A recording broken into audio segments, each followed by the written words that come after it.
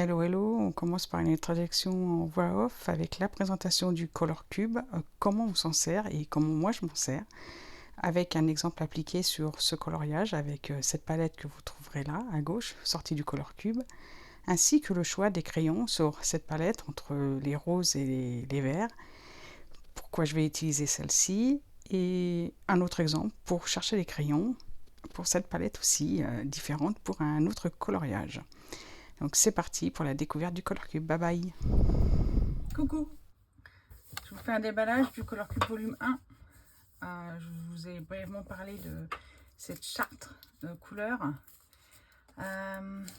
inventée par Sarah Renaye Clark. Elle est australienne et jusqu'à présent, on pouvait avoir ces produits qu'en commandant sur son site en Australie. Et on va l'ouvrir ensemble.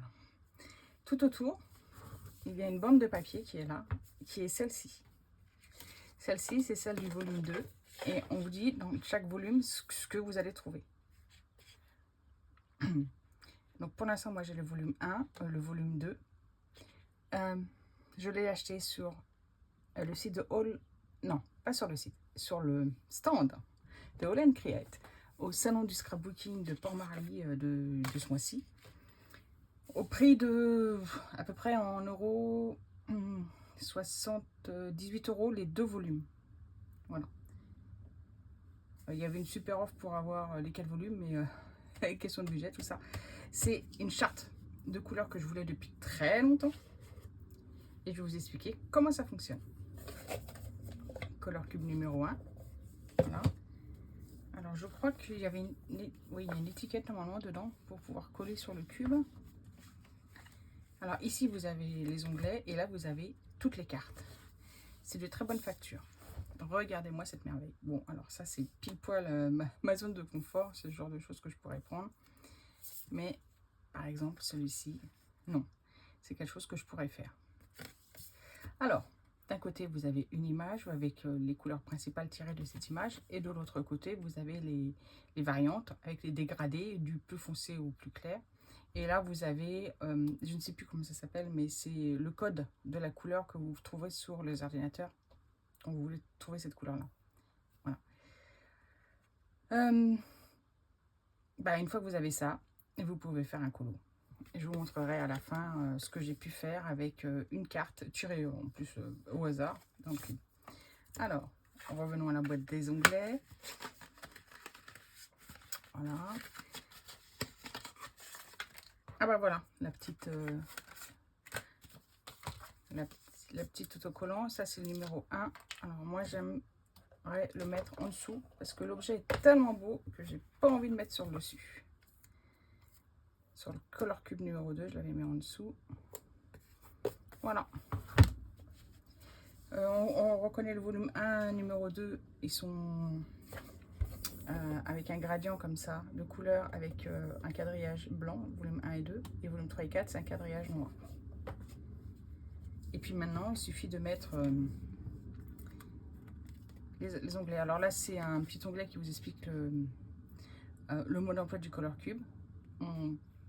Pick a card, you like. C'est bien le pick. Donc tirez une carte que vous aimez. Et puis il faut prendre les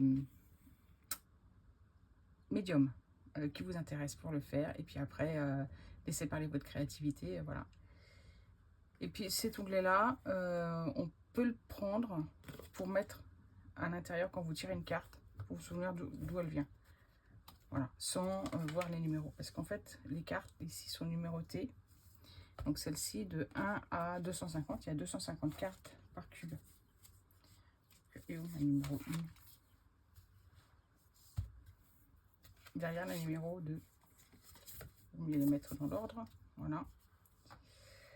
Alors, les paysages enchantés. Donc, on a toutes les cartes en miniature. Et donc, de la carte numéro 1 à la carte numéro 25, ce qui est écrit là, de 1 à 25. Donc, je vais la mettre derrière la carte numéro 25. Voilà. La 25e, c'est bien le soleil couchant. Et après, on arrive à une autre catégorie. Donc, ici, le sable. Alors, les plages, donc de 26 à 50. Donc la 26, je la mets là. Et on va bien voir, ce sont des paysages de plage. Merveilleux, hein? Voilà. Donc, pourquoi j'ai acheté ça? Pour avoir des chats graphiques ici qui vont bien, de toute manière. Des couleurs qui sont bien ensemble. Et parce que j'avais, clairement, j'en avais assez d'être sur mon téléphone pour trouver des chartes graphiques, soit sur Pinterest, soit en demandant à Google une charte graphique, en fait. Alors ça, c'est Peps. Hein. Ah, wow. 51 à 70. On va les mettre là. Et puis, enfin, vous avez compris le principe. Je reprends juste après. Voilà, j'ai mis les intercalaires. C'est d'une beauté. C'est tellement ajusté. Bref. Vraiment, je ne suis pas déçue. Il ne faut pas acheter ça si vous ne comptez pas l'utiliser. Je trouve que ce serait dommage d'investir autant. Parce que c'est quand même un budget si vous ne l'utilisez pas. Je vais vous montrer, avant qu'on choisisse une palette là-dedans, ce que j'ai fait dans le Herry. Alors, c'est dans le Color Cube numéro 2. Voilà. J'avais un en cours, c'était ce château. J'avais fait en première intention de l'aquarelle et je voulais passer, il en restait le toit, c'était gris, il y avait la façade était en gris chaud, aquarelle gris chaud. Il me restait les toits à faire. Au début, je voulais faire en ardoise, en bleu, et puis en fait, j'avais colorié pas mal de bleu. J'avais colorié pas mal de bleu avant. J'étais dans les noirs, dans les bleus, et je voulais autre chose. Je savais pas quoi. Et du coup, j'ai tiré une carte. Voilà, alors c'est pas du tout dans l'onglet paysage. Mais rien ne nous empêche de choisir un combo de couleurs pour faire autre chose avec. Voilà. J'avais mon ciel qui était comme ça, un peu gris rosé, donc déjà ça allait bien. J'avais du vert en bas parce qu'il y avait la prairie. Et je me suis dit, bah, pourquoi pas utiliser du orange. Finalement, le orange, on l'a peu. Et puis, ça me fait un peu penser à certains toits, comme aux hospices de Beaune, qui sont très colorés, avec des tuiles très colorées. Et je me suis dit, bah, pourquoi pas essayer de faire un effet lumineux. Et je me suis dit, des couleurs chaudes, comme ça, comme du orange que je travaille assez peu, et ben ça serait bien. Et je n'aurais jamais utilisé cette couleur-là, alors que le résultat est satisfaisant, si j'avais pas eu cette charte, clairement. De première intention, je vais vous montrer sur la carte, je voulais que les toits soient bleus, voilà. Je me suis dit, je ferais bien quelque chose en ardoise, et puis non, pas du tout. Donc j'ai changé d'avis et c'est plutôt très bien. Voilà une proposition du Color Cube et ce que ça peut donner sur un coloriage, avec un paysage qui n'est pas du tout, une carte pardon, qui ne représente pas un paysage. J'aurais très bien pu aller dans les paysages ainsi. Mais en fait, non. L'intérêt, c'est vraiment, soit on utilise la photo et puis on se dit, c'est un paysage, voilà, je vais faire un paysage à peu près tel quel. Soit on utilise vraiment la partie que combo couleur, en fait. Voilà. Et c'est en ça que c'est hyper polyvalent. Donc, on va essayer de trouver, dans le Color Cube numéro 1, une charte graphique pour un nouveau coloriage. Dans mon Forest Criminel chouchou que j'espère terminer un jour, on va prendre un coloriage qui me plaît pas. Et comme ça, on verra ce que ça donne. C'est celui avec le gnome, voilà. Celui-ci, je sais pas. Déjà, j'en avais fait un. Voilà. Je l'avais fait parce que j'avais fait cette page-là. Donc, n'ayant pas d'inspiration, j'avais réutilisé le combo de cette page-là pour faire celle-ci. Au moins, ça matchera ensemble. Qu'est-ce que je vais faire avec ça? Donc, on va pas prendre dans les paysages, mais on va peut-être prendre autre chose. Donc, on va prendre le deuxième onglet. Et puis, je vais voir s'il y a quelque chose qui m'intéresse en fait. Plage. Est-ce qu'il y a quelque chose sur les plages qui me plairait? pourquoi pas. Et puis après, il va falloir chercher les crayons. Ouais, peut-être faire ça. Autre chose. Ah non, là c'est trop criard, j'ai pas envie. La nature, non. L'été, l'automne, l'hiver, le printemps. Peut-être qu'on peut faire aussi des couleurs printanières. Hein. Bon, ça c'est plutôt la végétation.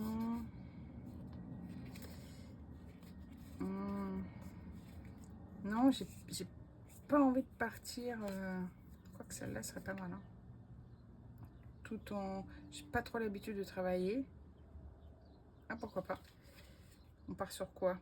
Là, il y a une couleur en plus. Est-ce qu'on change son fusil d'épaule? Je pourrais très bien faire cette page-là de ce côté-là et cette page-là pour l'autre. Ou les deux avec cette... Oh, bah, en fait, vous voyez, la créativité, ça parle dans tous les sens. Hein. Toujours. Alors, on va les remettre à leur place. Bon. On va regarder si on trouve... eh bien, ces couleurs-là. Ouais, par exemple, voilà, hein, Cordovan, là, cette couleur-là, là, c'est des bordeaux. Moi, j'ai pas du tout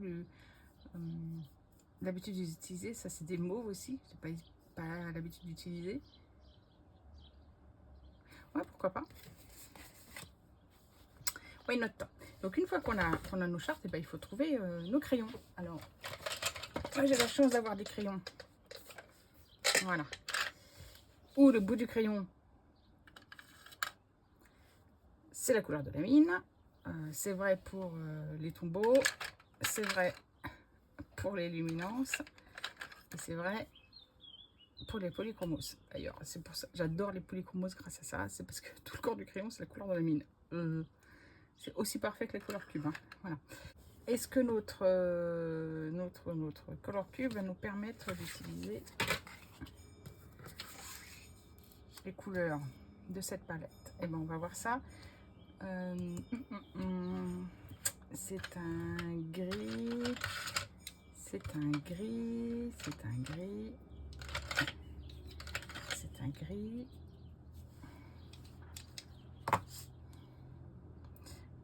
C'est un gris bleuté comme on l'appelle.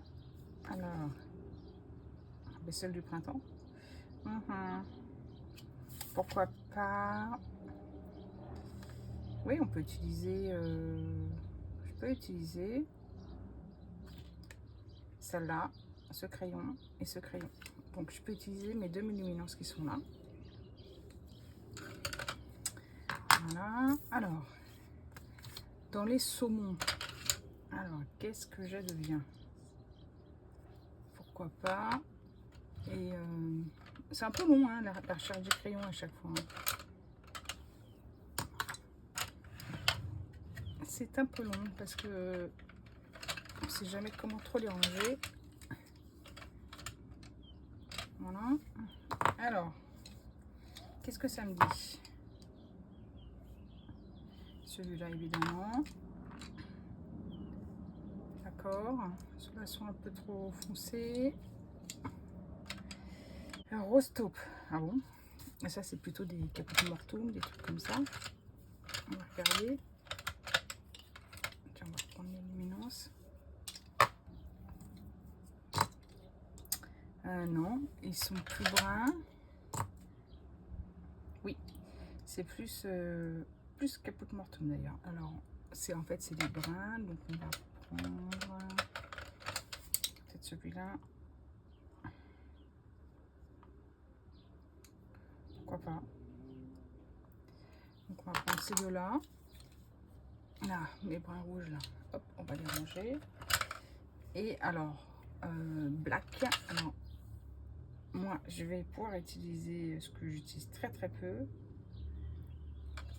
Finalement, le noir pour le noir, moi je l'utilise vraiment en dégradé, mais là on va l'utiliser pour lui-même. Donc on va prendre deux luminances, un brun très foncé et un noir. Et puis on va voir ce que ça donne.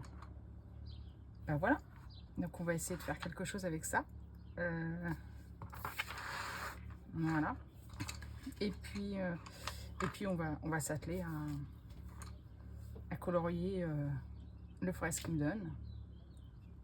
Voilà, c'est parti. Donc, une fois que j'ai ça, eh bien, je mets de côté. Je mets la charte dedans. Pour pas la perdre, je la mets là. Et puis ça va être parti pour ce coloriage là. Donc maintenant, il n'y a plus qu'à. C'est joli, hein. C'est vert là, c'est... Non, non, c'est... Ça, je l'ai en aquarelle, mais en crayon, je l'ai pas. Non, non.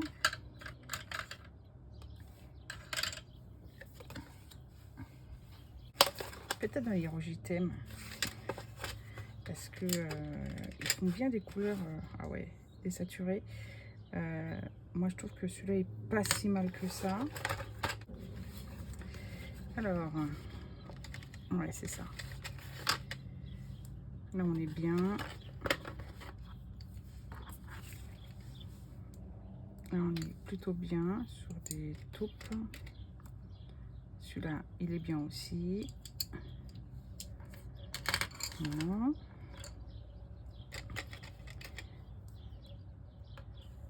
Celui-là, il est pas si mal que ça. Et des roses. Des roses. Des roses. Voilà. Et c'est comme ça. Pas assez rouge.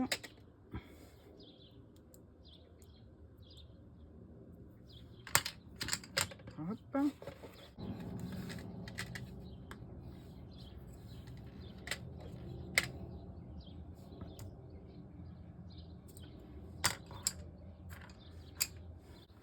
Ben voilà. Il reste cela.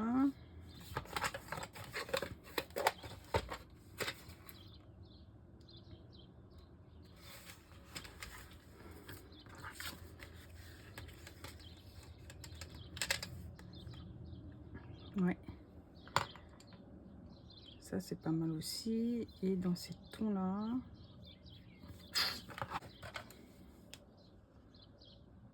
ouais, celui-là. Ouais, celui-là, il est bien. Voilà. En gros, bah, ma fée, voilà, par exemple. Je vais pouvoir la faire. Je reprends... voilà.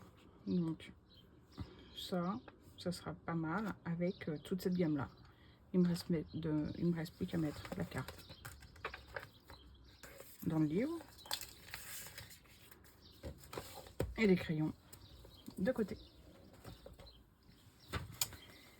Voilà pour ce magnifique objet du Color Cube. Donc j'espère que ça vous a plu. Et puis après voilà, hein. Il n'y a plus qu'à. Il n'y a qu'à Faucon. Il faudrait que j'arrive à enlever le boîte en carton. Oh, voilà, vous savez tout sur le Color Cube. Donc à bientôt. Salut.